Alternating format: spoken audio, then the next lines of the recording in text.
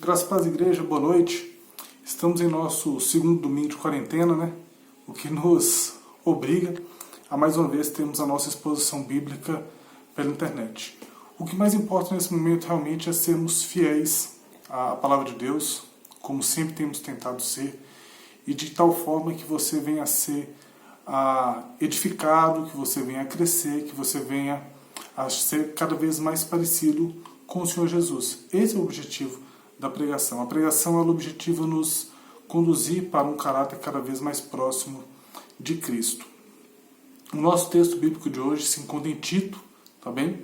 Capítulo de número 1, versículos de 1 a 4. Nós vamos passear por esse texto, eu vou citar algumas outras passagens bíblicas aqui, inclusive com leitura de uma outra passagem bíblica, mas eu gostaria que você focasse no texto de Tito, abrisse a sua Bíblia ou abrisse no seu celular, se você estiver assistindo pelo computador, mas acompanhe esse texto, fique com os olhos atentos no texto de Tito. Também a nossa versão, a versão que será usada hoje, é a Almeida século XXI. Antes de começarmos a nossa exposição bíblica propriamente dito, eu gostaria de te convidar a orar.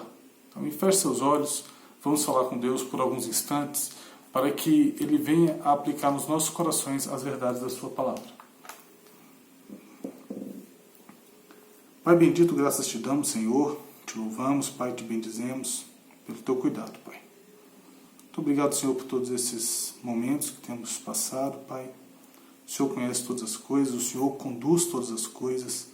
É o Senhor mesmo, Pai, que faz cada evento que ocorre nesse mundo, Pai. Muito obrigado porque sabemos que o Senhor nunca perdeu o controle de nada. E apesar das dores e sofrimentos que temos passado, o Senhor continua soberano sobre a história da humanidade. Continue cuidando de nós, ó Pai, que o Senhor venha falar aos nossos corações nessa noite, que o Senhor use mais uma vez a Tua Santa Palavra e a condução do Teu Santo Espírito para falar nos nossos corações. Perdoa, Pai, nossas falhas, pecados, perdoa, Pai, os meus pecados, as minhas falhas, os meus tropeços, Pai, as minhas inúmeras indignidades diante de Ti, Deus, e eu quero Te pedir que o Senhor venha falar aos nossos corações. Fala, Pai, ao meu coração, como o Senhor já tem falado através dessa passagem, e venha falar também aos corações dos meus irmãos e amigos que nos ouvem essa noite. Que o Senhor esteja conosco e que o Senhor em breve, Pai, muito em breve mesmo, possa restaurar a nós a possibilidade de Te adorarmos em comunidade. Te agradecemos por tudo quanto tens feito. Essa é a nossa oração, em nome de Jesus. Amém. Irmãos, o texto, Tito, capítulo 1, versículos de 1 a 4. Vamos à leitura?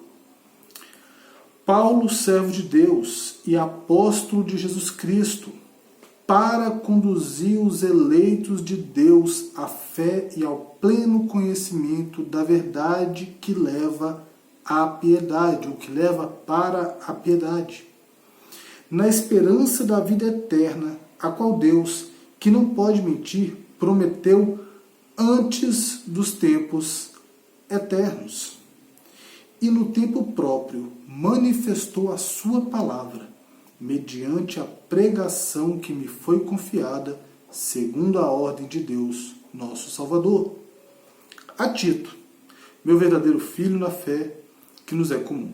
Graça e paz da parte de Deus Pai e de Cristo Jesus, o nosso Salvador. Palavra de Deus para nós nessa noite. Irmãos, a carta de Tito foi escrita pelo apóstolo Paulo, a própria introdução fala isso, e não há divergências na história da igreja com relação à autoria paulina da carta.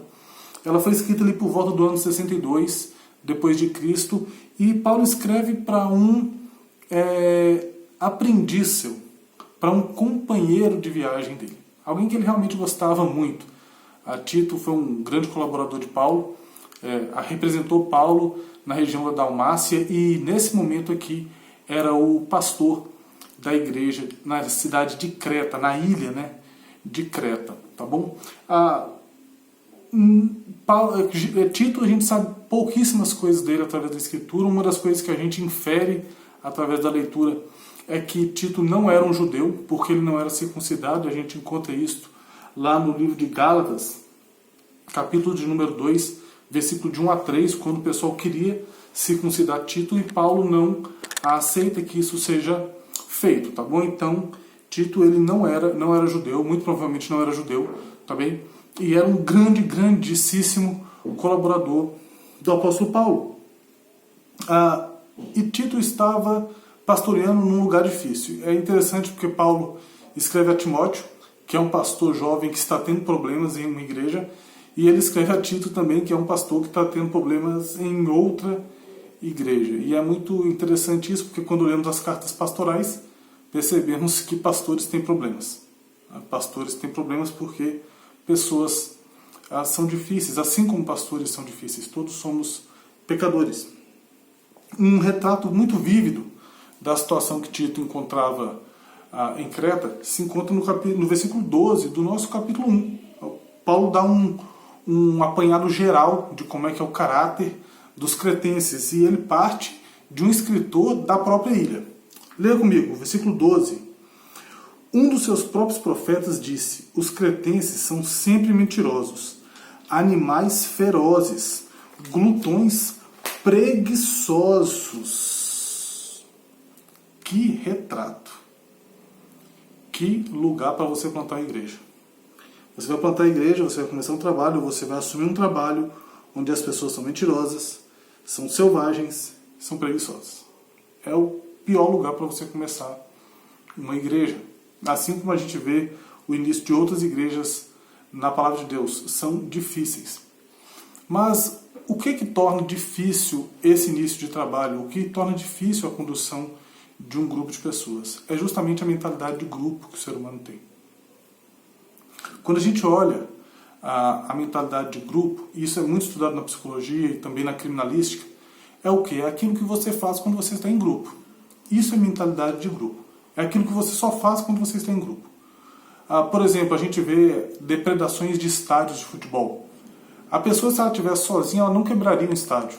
Mas como ela está no meio da torcida, ela acha que ela pode fazer aquilo, porque ela está num grupo e ela se identifica com o grupo. E a pessoa acaba agindo dessa forma. A gente vê isso também na igreja. Nós temos um comportamento de grupo muito característico dos evangélicos. Quando a gente está na igreja, o dirigente fala: vamos levantar nossa voz em oração, e a gente ora. O dirigente fala: vamos ficar de pé para adorarmos. A gente fica de pé, e o líder de louvor começa a cantar e a gente vai junto cantando. Acabamos de cantar, a gente senta, vai entregar o dízimo e oferta, a gente entrega.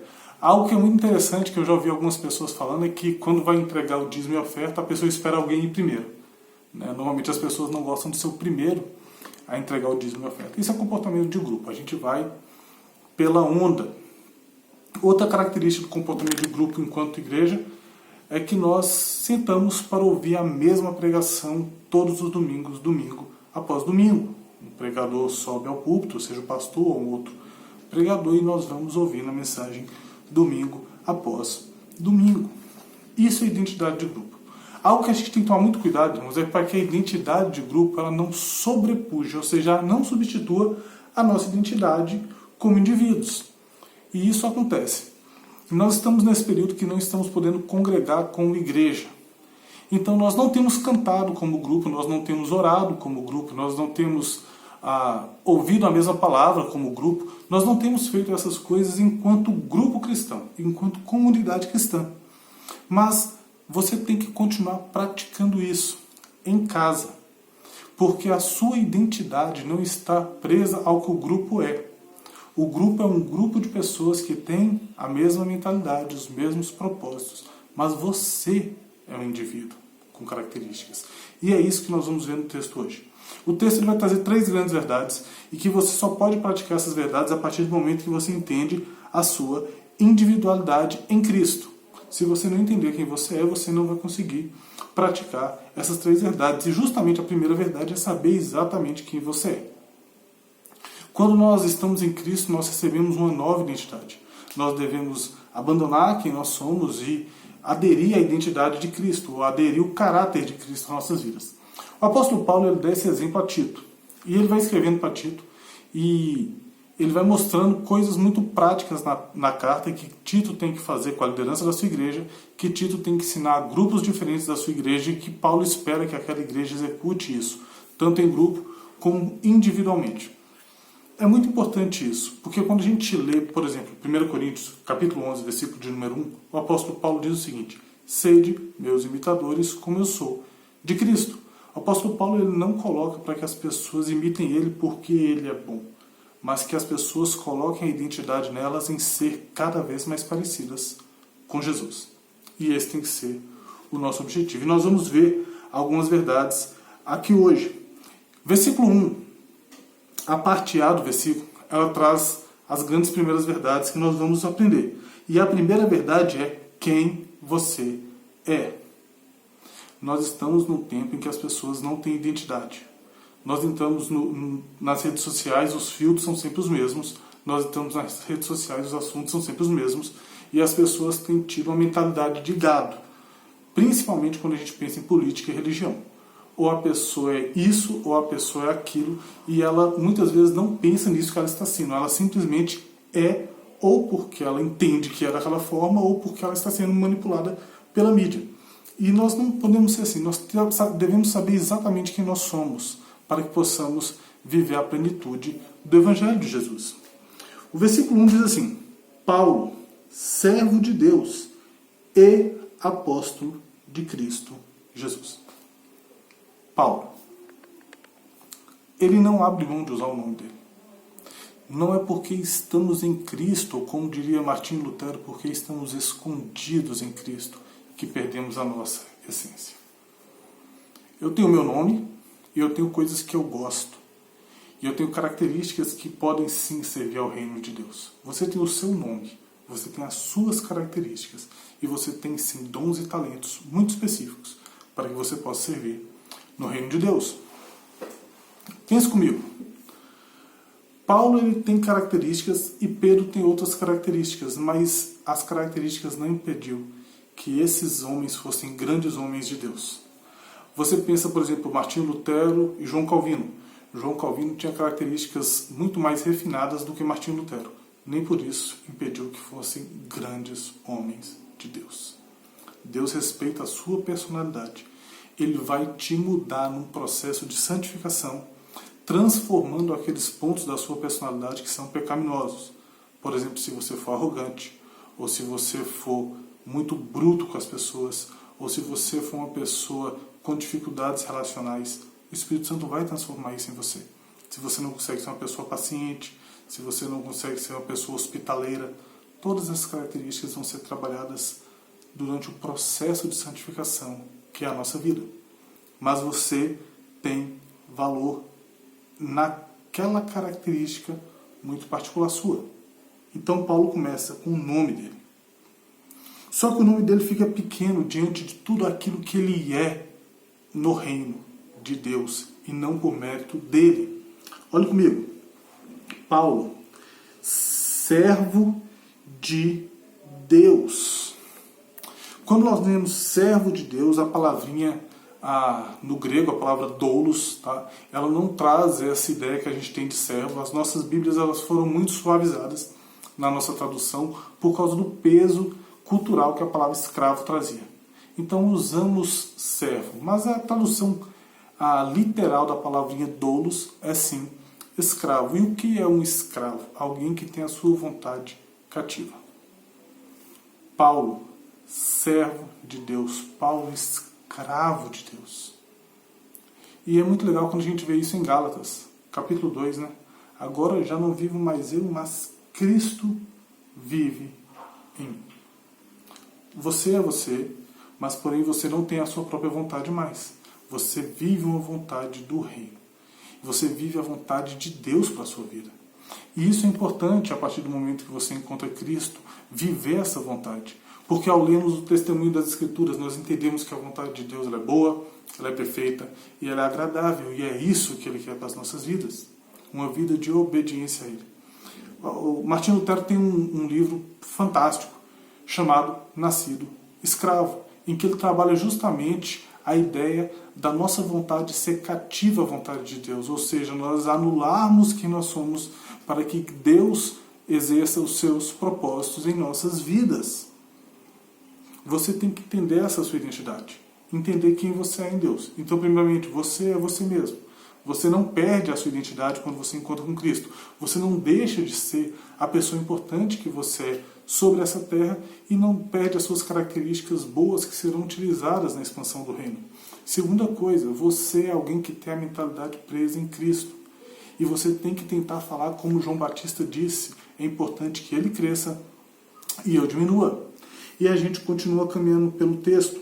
Paulo, escravo de Deus, apóstolo de Jesus Cristo. Irmãos, nós somos apóstolos, não no sentido dos 12.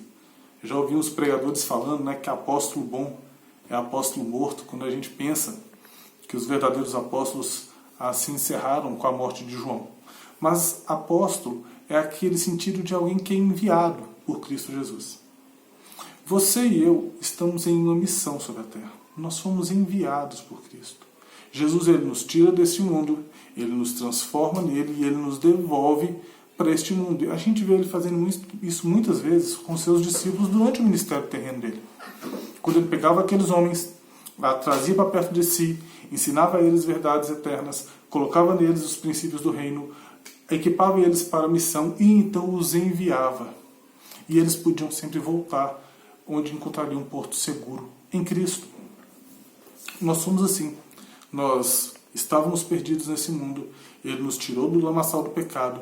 Ele nos firmou na rocha que é o próprio Cristo.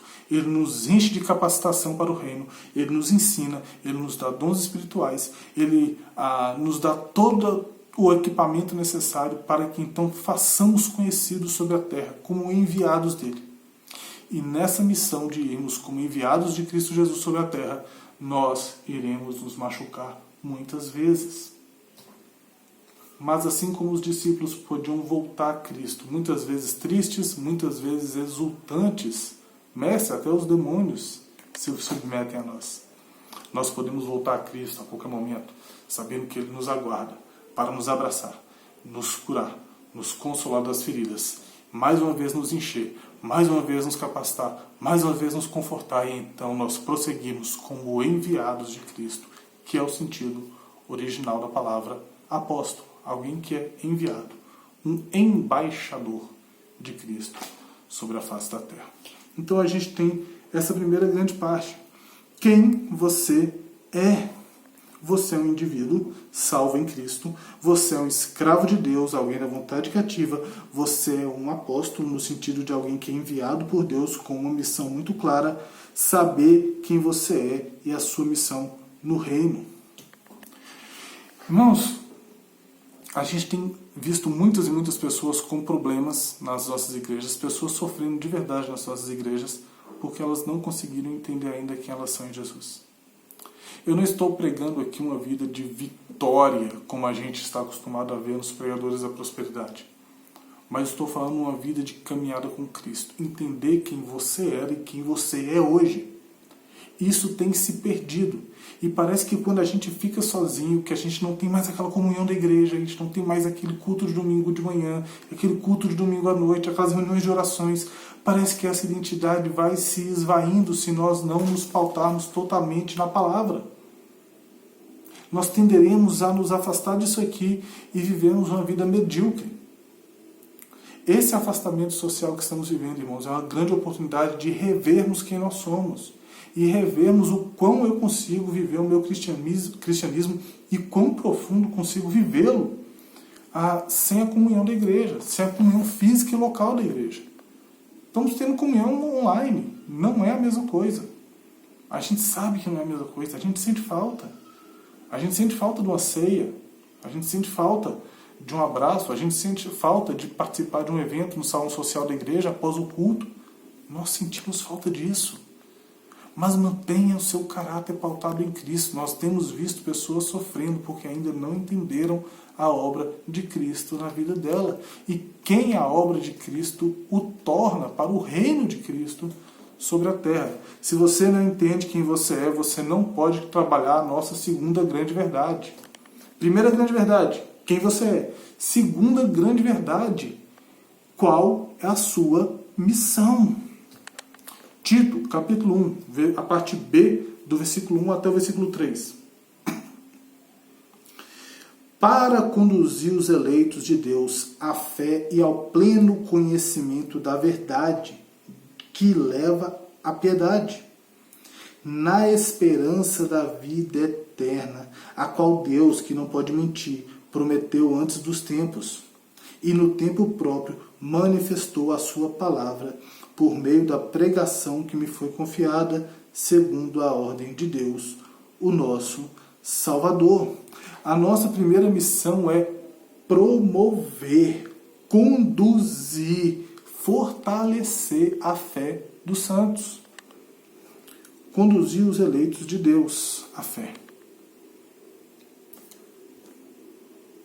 Você está ouvindo essa mensagem essa noite. Você deve estar ouvindo outras mensagens durante a semana. Você deve ter lido reflexões. Tudo isso são pessoas cumprindo a missão primordial dos crentes enquanto igreja. Conduzir outros para cada vez mais perto de Deus. Conduzir os eleitos de Deus para a fé. Ou seja, fortalecer a fé dos crentes. Nós estamos num período de distanciamento e quando a gente fica sem o comportamento de grupo, quando a gente fica sozinho, a gente tende a esmorecer. Mas você tem instrumentos para se aproximar de Deus. Existem pessoas que estão realmente dedicando tempo e recursos para que você possa se aproximar de Jesus cada vez mais. No último domingo a gente viu realmente uma gama de diversos pregadores, variados tipos de teologias desesperados. Porque o que eles pregaram a vida inteira não está dando certo agora. O que eles ensinaram a vida inteira não está funcionando. Aquela teologia de que você é cabeça e você nunca será cauda, ela não está funcionando, porque você está preso dentro da sua casa. Se você sair, você vai ficar doente. Aquela teologia de que você é tão valioso, ou até mais valioso do que o próprio Deus, mais justo do que o próprio Deus, essa teologia cai por terra quando você pensa que se você pegar uma enfermidade hoje, você vai morrer. E provavelmente você vai para um hospital e não haverá nenhum respirador para você. Essas teologias caíram por terra. Mas quando a gente vai na internet, a gente viu vários pastores simples, homens cheios de Deus, gastando tempo, dedicando a vida para edificar os santos na palavra. Isso é fantástico, irmãos. Isso é glorioso. Como eu postei na internet, foi um muito grande dia do domingo passado. Espero que este também seja um grande, muito grande dia, porque você está sendo fortalecido na fé. Você está aprendendo a palavra de Deus. E você é conduzido a essa fé por meio do pleno conhecimento da verdade. A sua fé é fortalecida à medida que você conhece a verdade.